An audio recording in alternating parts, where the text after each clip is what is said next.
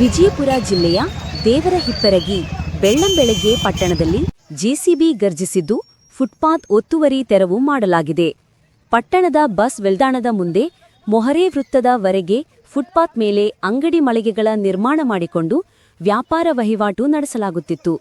ಇದರಿಂದ ಪಾದಚಾರಿಗಳಿಗೆ ತೊಂದರೆಯಾಗುತ್ತಿರುವ ಹಿನ್ನೆಲೆ ಫುಟ್ಪಾತ್ ತೆರವು ಮಾಡುವಂತೆ ಅಂಗಡಿ ಮಾಲೀಕರಿಗೆ ನೋಟಿಸ್ ನೀಡಿತ್ತು ಹಾಗೂ ವಾಹನದ ಮೂಲಕ ಪ್ರಚಾರಪಡಿಸಲಾಗಿತ್ತು ಎಂದು ಪಟ್ಟಣ ಪಂಚಾಯಿತಿ ಮುಖ್ಯಾಧಿಕಾರಿ ಅಫ್ರೋಜಾ ಅಹಮದ ಪಟೇಲ್ ಸುದ್ದಿಗಾರರೊಂದಿಗೆ ಮಾತನಾಡಿ ತಿಳಿಸಿದರು.